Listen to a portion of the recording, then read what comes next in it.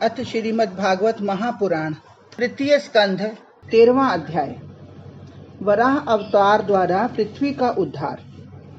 सुखदेव जी बोले, हे राजा परीक्षित, मैत्रेय जी की इतनी वाणी सुनने के पश्चात विदुर जी ने कहा, राजर्षि मनु की सृष्टि उत्पत्ति की कथा मुझे विस्तार पूर्वक सुनाइए।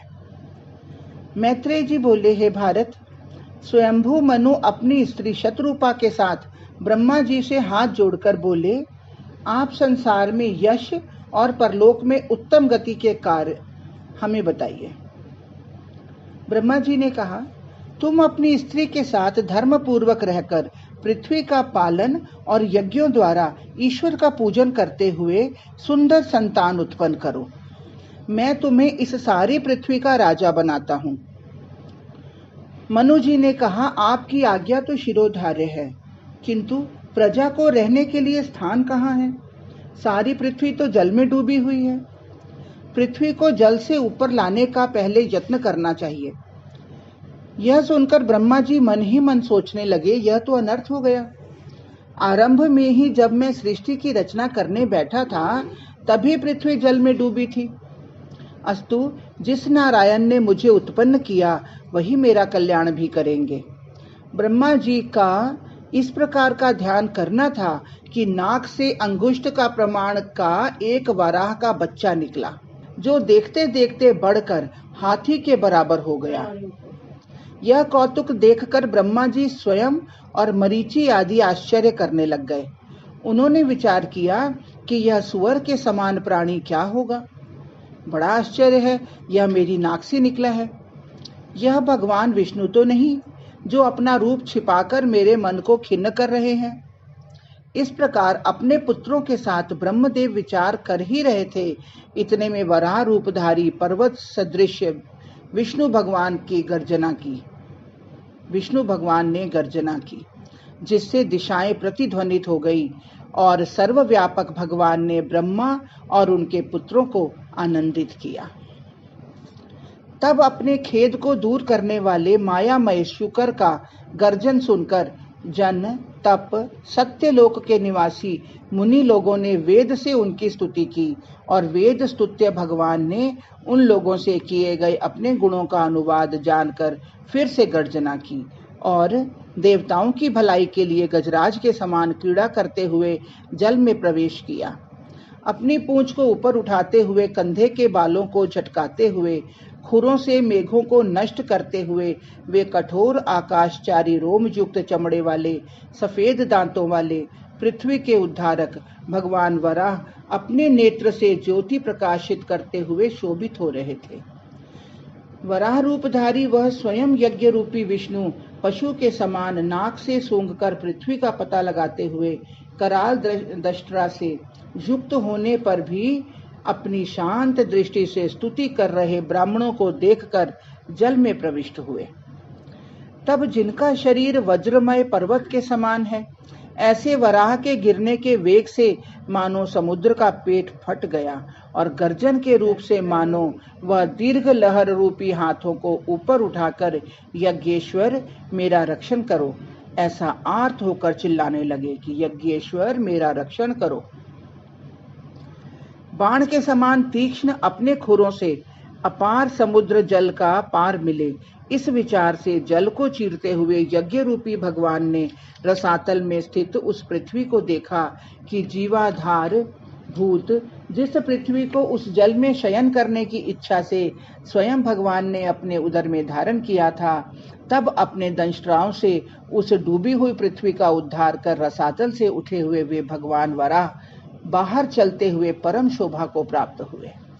तब उन्हें इस प्रकार जल से बाहर होते देख बहुत से दैत्य हाथ में गदा लिए दौड़े उन्हें देखने के लिए उनके सामने आए, परंतु असह्य पराक्रमी भगवान ने उन रोकने वाले दैत्यों को सहज ही अपने रोष से लीलावत वैसे ही मार डाला जैसे सिंह हाथी को मारता है। उस समय उन दैत्य के रक्त से जिनका मुख लाल हो गया था, ऐसे भगवान पृथ्वी का भेदन करने वाले गजराज के समान शोभित हो रहे थे। हे विदुर जी, तब गजेंद्र के समान शुभ्र दांतों से पृथ्वी को ऊपर फेंकते हुए तमाल के समान नीलवर्ण भगवान वराह कि ब्रह्मादि लोग हाथ जोड़कर अनुवाकों से इस प्रकार स्तुति करने लगे। ऋषियों ने कहा, हे अजेय, तुमने जीत लिया। हे यज्ञपते, वेदमय शरीरधारी, तुमको नमस्कार है। जिनके रोम छिद्रों में यज्ञ लीन होते हैं, पृथ्वी के उद्धार के लिए जो वराह बने, ऐसे आपको नमस्कार है। हे देव, तुम्हारा यह यज्ञात्मक रूप पापियों को नहीं दिखता, जिसके चर्म में द्वंद, रोमों में दर्भ, दृष्टि में आज्य, चारों पदों में होत्रादि, 4 ऋत्विगों के कर्म हैं, जिनके मुखाग्र में श्रुक, नासाओं में श्रुवा, उदर में इडापात्र, कर्णरंध्र में चमस, मुख में प्राशित्र और गले में ग्रह। ऐसे भगवान तुम्हारा चर्वण और अग्निहोत्र है। तुम्हारी बार बार अभिव्यक्ति ही दीक्षिणी येष्टि, ग्रीवा ही उपसद, 2 दंष्ट्राय प्रायणीय उदनीय इंद्रियां हैं, जीवा प्रवर्ग्य है, शिरोभाग ही सभ्या सक्ष्य और उपासनाग्नि है, प्राण ही चमस है, सोम तुम्हारा रेत है, सवन आसन अग्निष्टोमादि संस्थाएं धातु, सत्र शरीर अस्थियां तथा ससोम और असोम मज्जन संधान है। सत्र देवता और द्रव्य रूप क्रतु और क्रिया स्वरूप एवं वैराग्य भक्ति और इंद्रिय जप द्वारा जिनका साक्षात्कार होता है, ऐसे विद्या गुरु आपको नमस्कार है।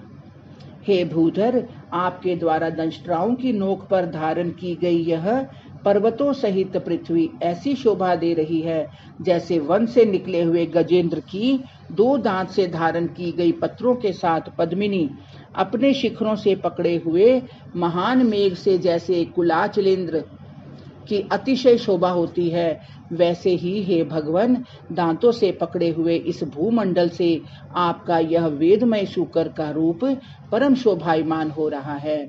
अब स्थावर जंगम सृष्टि के वास स्थान के लिए आप अपनी पत्नी और संपूर्ण नगर की भक्त इस पृथ्वी को रख दीजिए। हे भगवन, आप सभी के मित्र हैं, यह तो उसके ऊपर स्थित होकर हम सबके सब आप पिता के साथ माता को हृदय से प्रणाम करेंगे। जिस पृथ्वी में आपने अरणि में अग्नि के समान अपना तेज रखा है, हे प्रभु, भक्त का आपके सिवा दूसरा कौन है? जो रसातल को प्राप्त पृथ्वी का आपने उद्धार किया। हे भगवन, इस देवमय शरीर को झटकारते हुए आपने उसके रोमाग्र से उड़े हुए जल के छींटों से जन तप सत्यलोक निवासी हम सबको पवित्र कर दिया है।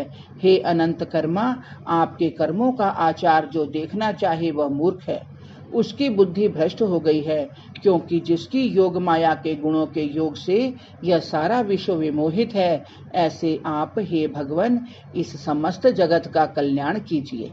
मैत्रेय जी ने कहा, इस प्रकार उन ब्रह्मवादी मुनियों से स्तुत्य होकर रक्षक भगवान ने अपने खुर आक्रांत जमीन जल पर पृथ्वी रख दी।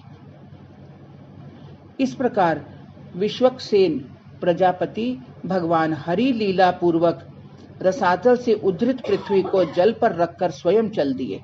जो इस लोक दुख हर संकल्प वाले वर्णनीय मायामय चरित भगवान की कल्याणकर कथा को भक्ति सहित सुनेगा या इस सुंदर कथा को सुनाएगा, उसके हृदय में जनार्दन भगवान शीघ्र प्रसन्न होंगे। बोलो विष्णु भगवान की जय। सभी आशाओं के स्वामी भगवान के प्रसन्न होने पर क्या दुर्लभ है, किंतु उन तुच्छ आशाओं से कोई प्रयोजन सिद्ध होने का नहीं। पार ब्रह्म परमात्मा तो अनन्य भाव से भजन करने वालों को उनके हृदय में रहकर स्वयं ही उन्हें अपना पद लेते हैं। अहो, आपको छोड़कर ऐसा कौन जगत में पुरुषार्थ के तत्व को जानने वाला है, जो पूर्व वृत्तों के मध्य से किसी प्रकार का सब रोग नाशक भगवत कथामृत का अपने कर्णपुटों से पान कर उनसे विरक्त हो सके। हरिओम तत्सत, हरिओम तत्सत।